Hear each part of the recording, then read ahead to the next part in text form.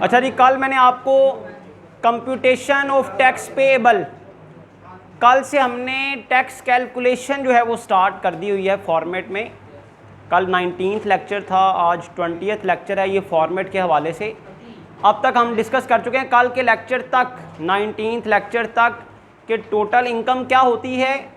Total income में से 5 वो कौन सी चीज़ें हैं जो डिडक्ट करनी है आपने। डिडक्टेबल अलाउंसेस हैं जिसमें ज़कात डिडक्टेड है, payment to the workers welfare fund है, डोनेशन अंडर क्लॉज 61 स्केड्यूल 2 है, profit on debt markup on housing finance है, और 5th आइटम है चिल्ड्रन एजुकेशन फ़ी। अगर ये 5 चीज़ें माइनस कर दी जाएं टोटल इनकम में से तो आपके पास एक्चुअल टैक्सेबल इनकम आ जाती है। तो फिर कल मैंने वहाँ से बताया आपको कि जब एक्चुअल टैक्सेबल इनकम आ जाएगी तो उसमें आपने share from AOP, share from association of persons को ऐड करना है, तो आपके पास आएगी taxable income for rate purpose. मैंने बताया जी, अब हम जितना भी फॉर्मेट का हिसाब पढ़ेंगे ना उसमें हम अमाउंट लेकर साथ चलेंगे। कोई एग्जाम्पल, कोई अमाउंट एज्यूम करके ना उसको लेकर साथ चलेंगे ताकि आप कोई भी प्रॉब्लम है ना इस फॉर्मेट को देखकर उस प्रॉब्लम को सॉल्व कर सकें। अमाउंट्स अगर लिखी होंगी तो आप इजीली कंपैरिजन कर सकते हैं प्रॉब्लम का और फॉर्मेट का। कल फिर मैंने आपको असाइनमेंट बताई कि भाई आपने टैक्स कैलकुलेट कैसे करना है। उसके लिए मैंने 3 अमाउंट्स आपको दी, तीनों का टैक्स कैलकुलेट करके लाएं। फॉर एग्जांपल एक अमाउंट उनमें से कौन सी थी? दूसरी 18 लाख। अगर आपको 18,40,000 का टैक्स कैलकुलेट करना हो तो इसका तरीका क्या है, मैं आपको इस तरीका बता दूं।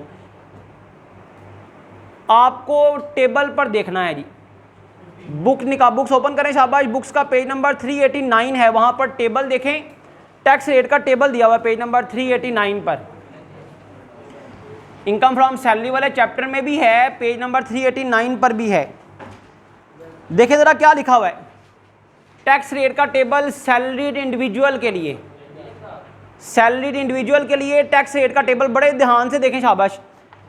आप देखें आपकी इनकम है 18,40,000। अगर आपको टैक्स कैलकुलेट करना हो, आपकी इनकम हो 18,40,000, तो टैक्स कैसे कैलकुलेट करना है? तो टैक्स रेट के टेबल में आपने देखा तो पहली स्लैब की रेंज लिखी हुई है 6 लाख तक, तो आपकी इनकम तो 18,40,000 है। इसका मतलब आपकी इनकम पहली स्लैब में लाई नहीं कर रही, फॉल नहीं कर रही। दूसरी स्लैब में देख लें, सेकंड स्लैब में 6 लाख रुपए से ज़्यादा लेकिन 12 लाख तक अगर इनकम हो, तो जितनी इनकम 6 लाख से ज़्यादा होती है उस पर 5% टैक्स है। पेज नंबर 389 देख लें बुक्स का। उसके बाद इसका मतलब है सेकंड स्लैब में भी आप फॉल नहीं कर रहे, आप सेकंड स्लैब में भी फॉल नहीं कर रहे। थर्ड स्लैब में आ जाएं, तो बेटा थर्ड स्लैब की रेंज है 12 लाख से ज़्यादा लेकिन 18 लाख तक, does not exceed ₹18 lakh. 18 lakh तक अगर हो ना तो फिर तीसरी स्लैब में आते हैं आप। आपकी इनकम 18 लाख से भी ज़्यादा है, देख लें आपके सामने लिखी हुई है 18,40,000। इसका मतलब है आपकी इनकम 4th स्लैब में फॉल कर रही है। आपकी इनकम 4th स्लैब में फॉल कर रही है जिसकी रेंज है 18 लाख से ज़्यादा लेकिन 25 लाख तक, 25 लाख से ज़्यादा ना हो। ध्यान से देख लें बुक्स पर अगर समझना है तो। अब इसका टैक्स रेट जब हमने देखा ना टेबल पर, तो टेबल पर क्या लिखा हुआ है, टैक्स रेट के कॉलम में क्या लिखा हुआ है कि अगर इनकम आपकी 18 लाख से ज़्यादा हो लेकिन 25 लाख तक हो तो टैक्स कितना है? ₹90,000, 90,000 फिक्स है, प्लस और इसके अलावा 15% भी चार्ज होगा उस अमाउंट पर जो अमाउंट 18 लाख से ज़्यादा होगी। लिखा हुआ है 15% ऑफ अमाउंट एक्सीडिंग 18 लाख। इसका मतलब भला क्या है? इसका मतलब ये है जो 18 लाख से रकम ज़्यादा है ना उस पर कितना टैक्स हुआ? 18 लाख से जितनी रकम ज़्यादा है उस पर 15% टैक्स हुआ, और 18 लाख से जो नीचे है उसका उसने फिक्स टैक्स दे दिया हुआ है। इसका मतलब है आपकी 18,40,000 जो इनकम है ना उसका टैक्स कितना बनता है? 18 लाख तक जो इनकम है उसका फिक्स टैक्स बन गया 90,000। और 18 लाख से जितनी इनकम ज़्यादा है लिखा हुआ है 15% of the amount exceeding 18 lakh, 15% लेना है उस रकम का जो 18 लाख से ज़्यादा है।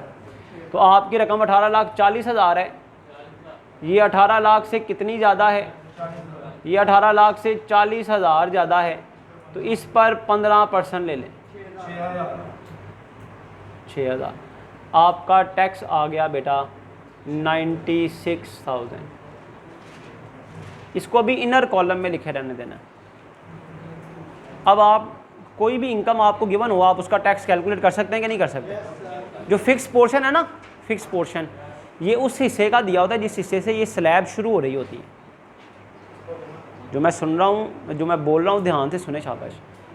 जो फिक्स अमाउंट होती है ना, वो उस हिस्से की होती है जिस अमाउंट से ये स्लैब शुरू हो रही होती है। ये स्लैब 18 लाख से शुरू हो रही है, 18 लाख तक का फिक्स टैक्स दे दिया 90,000। फिर उसने कहा 18 लाख से जितनी ज़्यादा है, 18 लाख से सिर्फ 40,000 ज़्यादा है, तो 40,000 पर 15% टैक्स आ गया 6,000। टोटल आपका 90,000 फिक्स और 6,000 ये वेरिएबल था, टोटल 96,000 रुपये टैक्स आ गया। क्लियर हो गया? ये कल वाली जो असाइनमेंट मैंने दी थी कि कोई सी 3 अमाउंट का आपने टैक्स निकालना है, एक अमाउंट ये वाली मैंने अभी करवा दी है, एक दफ़ा फिर प्रैक्टिस कर लें। अगर आपकी इनकम 26,60,000 हो तो कितना टैक्स आता है, ये खुद कैलकुलेट करें, शाबाश, आपकी असाइनमेंट है। और अगर आपकी इनकम 6,20,000 हो, 6,20,000 हो तो फिर कितना टैक्स है? इनकी प्रैक्टिस कर लीजिएगा तो ये आपका टॉपिक ये वाला क्लियर हो जाएगा। अब हम आगे चलते हैं।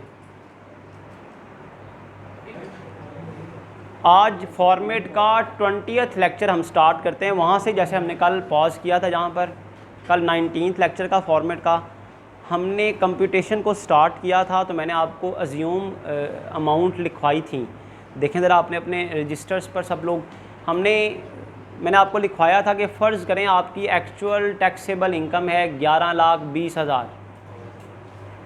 ये लिखी होनी चाहिए आपके पास रजिस्टर्स पर, अगर समझना है तो।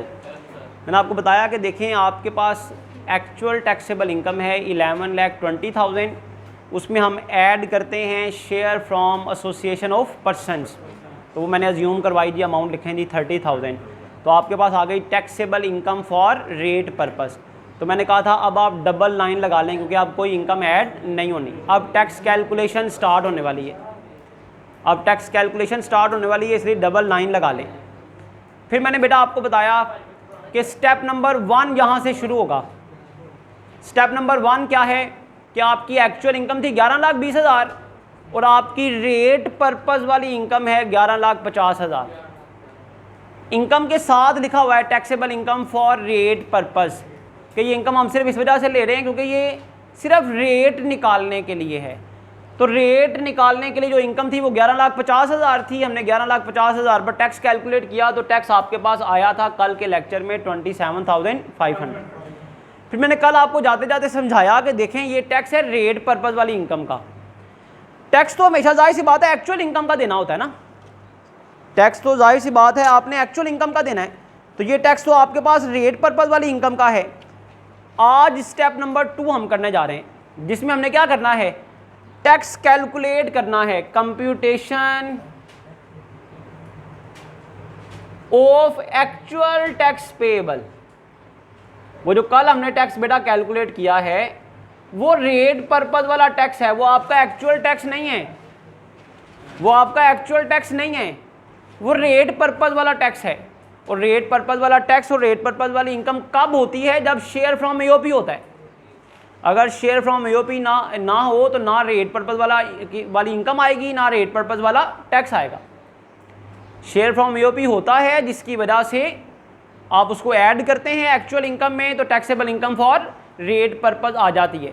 अगर शेयर फ्रॉम एओपी आपको मिले ही ना, आप किसी एसोसिएशन ऑफ पर्सन के मेंबर हो ही ना, तो जाहिर सी बात है ना शेयर फ्रॉम एओपी होगा, ना taxable income for rate purpose होगी, ना tax payable on taxable income for rate purpose होगा।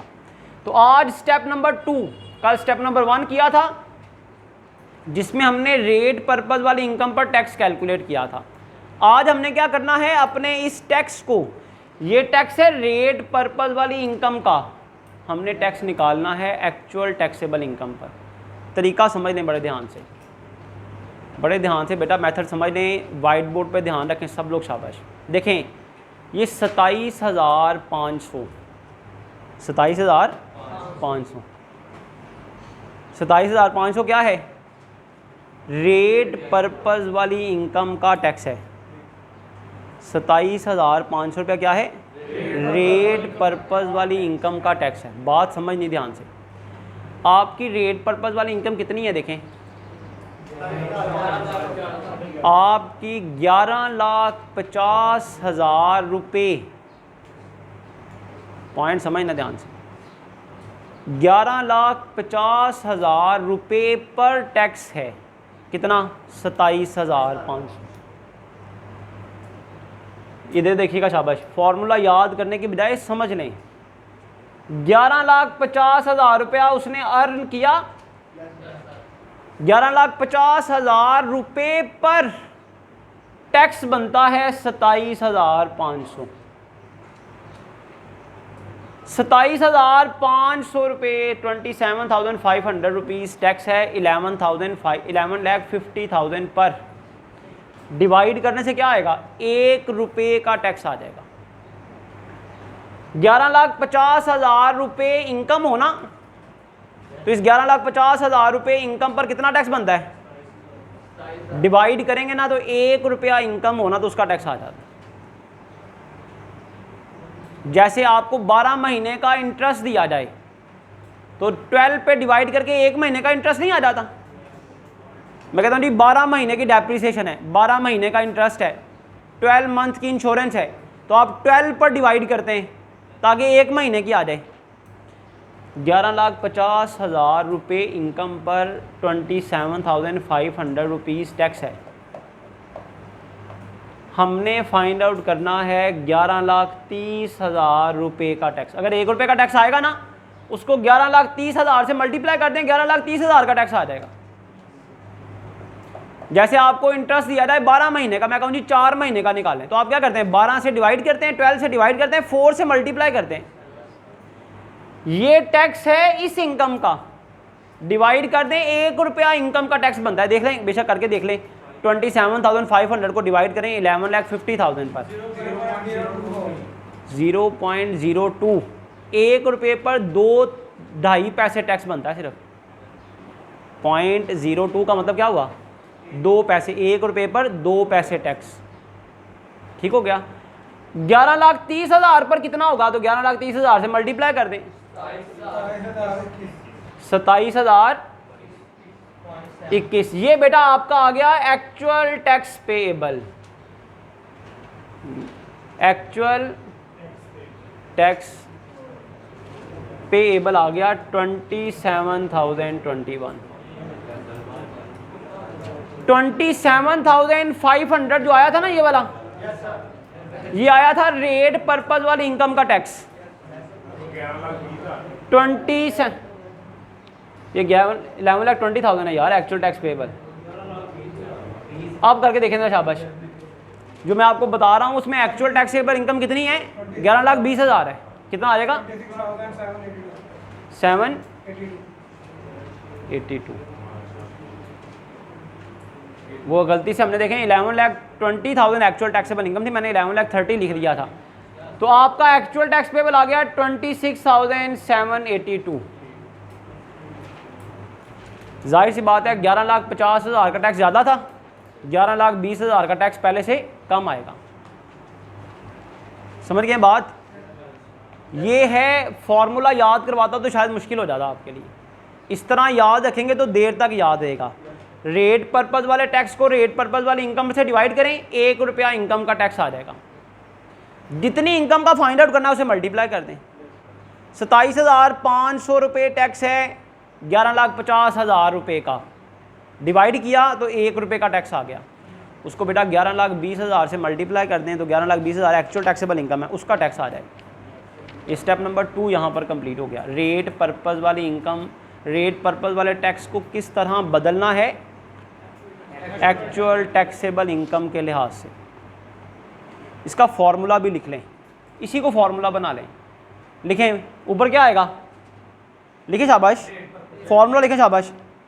Tax on taxable income for rate purpose divided by क्या है? 27,500 क्या है? Tax on taxable income for rate purpose है। उसको डिवाइड करें किसके साथ, शाबाश। 11,50,000 क्या है, taxable income for rate purpose. तो बजाय इसके कि आप फॉर्मूला याद करें, आप इस तरह से याद रखें, बजाय इसके फॉर्मूला याद करें, फॉर्मूला पूछ सकता है वो आपको, लिख टाइम होगा तो लिख भी दीजिएगा, कोई मसला नहीं। आपने थ्योरेटिकल क्वेश्चन बनाना है, उसमें भी फॉर्मूला लिखना पड़ सकता है आपको, इसका इससे रिलेटेड थ्योरेटिकल क्वेश्चन भी बनता है। क्या फॉर्मूला बन गया भाई, देखें 27,500 क्या है, tax on taxable income for rate purpose divided by taxable income for rate purpose multiply by actual taxable income.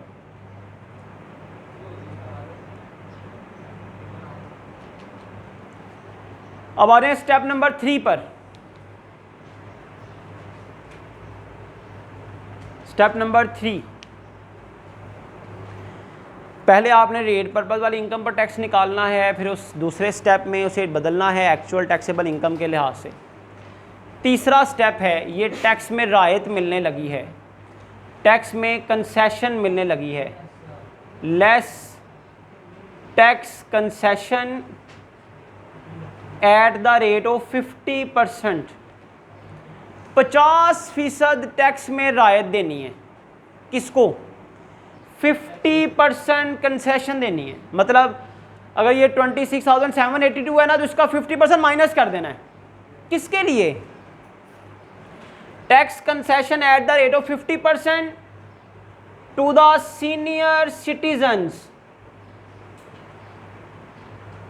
And disable persons.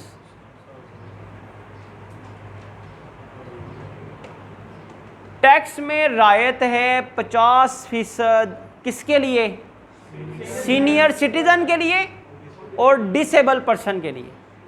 अब सीनियर सिटीजन किसको कहा जाता है और डिसेबल किसको कहा जाता है, ये लिख लें ज़रा नीचे नोट में लिख लें जी।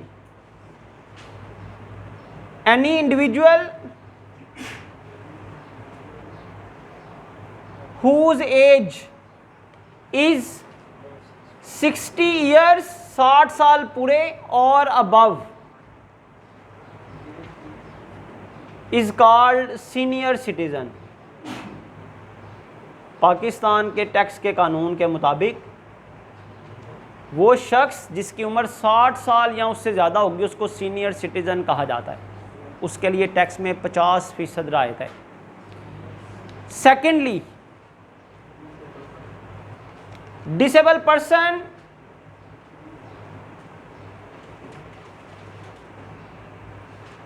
मस्ट होल्ड CNIC, उसके पास जो कंप्यूटराइज नेशनल आइडेंटिटी कार्ड हो ना, उसके कार्ड के ऊपर व्हील चेयर का निशान होना चाहिए। डिसेबल की निशानी ये है कि नादरा वाले उसे उसके आईडी कार्ड के ऊपर लिखते नहीं है, बल्कि उसके ऊपर व्हील चेयर का निशान बना देते हैं। अगर उसकी डिसेबिलिटी का जो फॉर्मेट है ना, जो स्कोप है, उसके मुताबिक हो। ये नहीं कि उसने कह दिया मैं डिसेबल हूँ तो डिसेबल मान लिया जाएगा। जो डिसेबिलिटी का क्राइटेरिया है उसके मुताबिक अगर नादरा वालों ने उसे सर्टिफिकेट दे दिया तो उसके आईडी कार्ड के ऊपर person must hold CNIC as disabled, ऐसा आईडी कार्ड हो जिसके ऊपर लिखा हो ये डिसेबल है। और तीसरी condition, actual taxable income should not more than 10 lakh. ये 50% रायत तब मिलेगी जब एक्चुअल टैक्सेबल इनकम 10 लाख से ज़्यादा नहीं होगी। मतलब 10 लाख तक होगी ना तो फिर 50% रायत मिल जाएगी, लेकिन अगर एक्चुअल टैक्सेबल इनकम 10 लाख से ज़्यादा हुई तो फिर ये 50% रायत के लिए बेशक सीनियर सिटीज़न हो, बेशक डिसेबल भी हो, अगर उसकी इनकम 10 लाख से ज़्यादा हुई तो वो फिर 50% कंसेशन का हकदार नहीं होगा। 3 कंडीशन है जी, individual whose age is 60 year और above, disable person must hold CNIC as disabled, actual taxable income should not more than ₹10 lakh, 10 lakh से ज़्यादा नहीं होनी चाहिए अगर उसने ये फैसिलिटी 50% वाली अवेल करनी है। 10 लाख से कम होगी तो फिर ना, ज़्यादा होगी तो फिर तो वो एलिजिबल ही नहीं है। सिंपल सा क्राइटेरिया भाई, इनकम ज़्यादा है ना, जिसका इनकम उसकी अच्छी खासी, उसे राय देने की ज़रूरत नहीं है। सिंपल सा क्राइटेरिया है कि इनकम ज़्यादा उसकी 10 लाख या उससे 10 लाख से ज़्यादा है तो उसको राय देने की ज़रूरत कि वो हैंडसम अर्न कर रहा है अमाउंट, बेशक डिसेबल है, बेशक वो जो है वो सीनियर सिटीजन है, हैंडसम अमाउंट अर्न कर रहा है, उसे टैक्स में राय देने की ज़रूरत नहीं है। 10 लाख से कम होगी तो फिर वो एलिजिबल होगा, उसे 50% राय देनी है टैक्स में। अब इस क्वेश्चन में देख लें, यहां पर हम जो एग्जांपल लेके चल रहे हैं उसमें एक्चुअल इनकम कितनी लिखी हुई है? 11,20,000। बेटा 11,20,000 लिखी हुई है ना, तो इसका मतलब है 10 लाख से ज्यादा है ना, तो कोई रिलीफ नहीं मिलेगा, नॉट एलिजिबल, वो एलिजिबल नहीं है उसके लिए, ये रिलीफ लेने के लिए वो एलिजिबल नहीं है। तो एक्चुअल टैक्स पेएबल इतना ही आ जाएगा, कोई रिलीफ नहीं मिलेगी।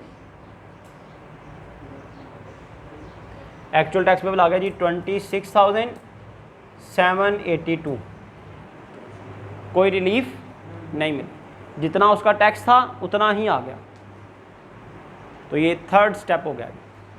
आज का लेक्चर यहाँ पर वाइंड अप करते हैं, कल इंशाअल्लाह हम फोर्थ स्टेप पढ़ेंगे। फोर्थ स्टेप ज़रा लेंथी है, rebate for teachers and researchers, जो टीचिंग का और रिसर्च का काम कर रहे हैं उनके लिए टैक्स में जो रायत है वो कल डिस्कस करेंगे इंशाअल्लाह स्टेप नंबर 4 में।